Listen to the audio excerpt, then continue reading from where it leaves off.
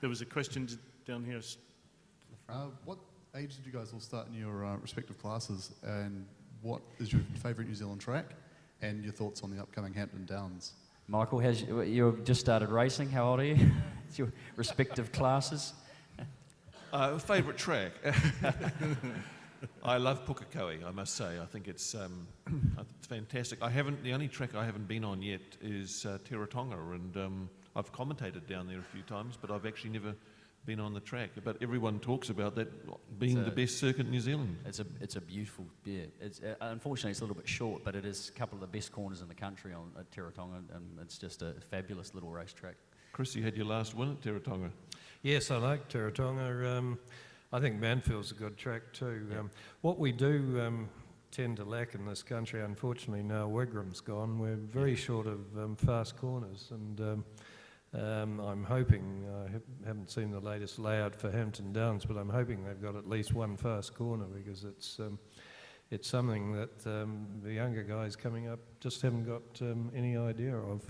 Oh, you were asking about Hampton Downs. I think, Murph, you were there just the other day. I was there yesterday, actually, and it's looking just superb. It's going to be a special racetrack. A lot of undulating corners. They've got some tight ones. There's definitely some faster corners there, and it's got character. There's no doubt about it. You know, the effort and the money and the time that's been spent on making sure that they get it right is outstanding. It's sort of a bit flies in the face of the current sort of economic sort of pressures. They're spending money there hand over fist, and they're not going to leave one thing out.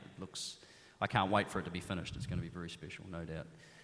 The other part of your question, what was the other part? The favourite track?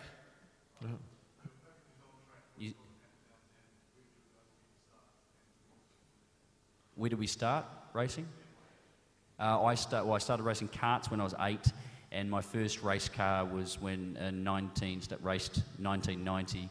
Here at the Wellington Street Race was my first ever race at a racetrack. So you can imagine turning up to Wellington in the street race and in a Formula Ford first ever event.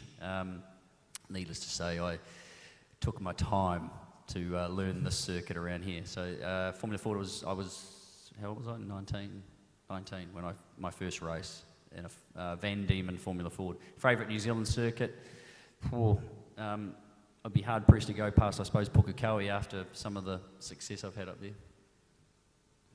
How old were you, Chris, when you got the A40 Special?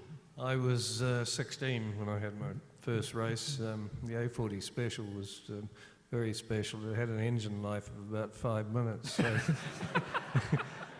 you didn't tend to finish a lot of races. Also, the front wheels used to fall off on a fairly regular basis too. But I did my first serious season when I was 17. I was actually racing a 250F Maserati when I was 17, and I managed to get into Formula One when I was 19, and at age 33 I thought I was far too old and retired. My favourite track, I'd have to go along with Greg too. I think I won 2 New Zealand Grand Prix at Pukekohe, so I would rate that. I never raced at Manfield. I'd done tens of thousands of laps in my capacity with Toyota at Manfield, but I never actually raced there. Right, who's next? All right, I've got a question. On the day of a big race, what is your mental and physical preparation before you actually get into the car? Sort of, do you have a routine that you do each time, or is it different depending on where you're racing? If you're asking me, it was getting back from the pub in time to get there. I don't know about these guys. Actually, I'd actually really like to hear Chris's preparation versus my preparation from the day. These days, it's all pretty similar. I mean, we have to ensure that the hydration side of things for us is very critical. Obviously, the physical preparation is happening all year round. It varies throughout the year depending on sort of time and how busy we are and commitments. But a big chunk and making sure your base preparation for the season does happen in the off season through summer. And I spend a lot of time making sure that I'm as fit as I can be going into Adelaide, and then trying to maintain that throughout the rest of the season. But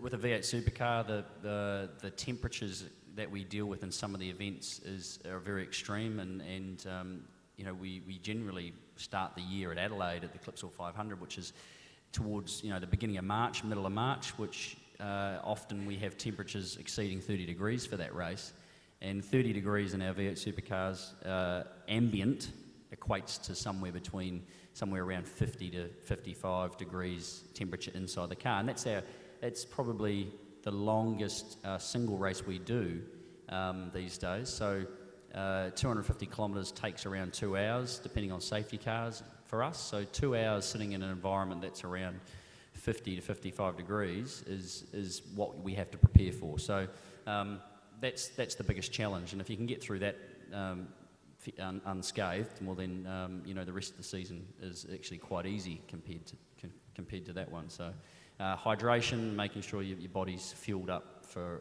a long day in the office like that is very important. So not at the pub the night before, lots of sleep and behaving. Unlike Chris. I think, to be honest, we knew far less about sort of hydration and all that sort of thing in my day. In terms of fitness, because we were doing so many events and we were in a car so many days a week, I really never did any gym work. In latter years, I used to do a 6-8K run in the mornings when I had time. But the amount of driving we did, you actually kept very fit just from the driving. The heat thing, as Greg said, is a major factor. Race like Monaco, we could lose 6, 8, 10 kilos in the race, and that's body fluid. And I remember the first year I went there with Ferrari in '67.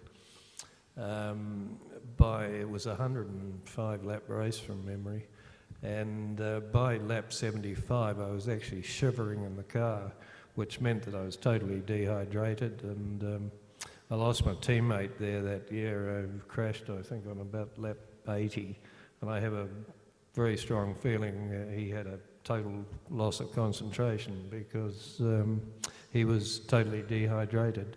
But it was certainly something that we knew far less about. The cars were very hot inside. The designers seemed to think that the driver was a sort of a necessary evil, and so you had radiators with the pedals right behind, so you burnt your feet. The seats were aluminium with a bit of vinyl on them, so they burnt your backside. And if you put a drink bottle in the car, it was boiling by about lap 5, so it wasn't much help. But now I feel I'm like an absolute whinging wuss. again. What a wuss. Well, I feel like a wuss. Thanks, Chris. Drink some more water. Michael, what's your preparation, Michael, before your race? What do you know? What's your physical regime? Our classic Formula. How long have you been racing, Mike? We just need to set the scene here. This next weekend will be the start of my 3rd season. Classic Formula 4. Late starter. Late finisher too. I plan to be a late finisher. You know, some of our races can be as long as 6 laps, and I can lose. I can lose as much as 5, 6, 10 grams, I would say, during the course of that. And it's, you know, you get out of the car. Is that because you're sweating because you're scared, or? No, I lose weight other ways because of scaredness, Greg.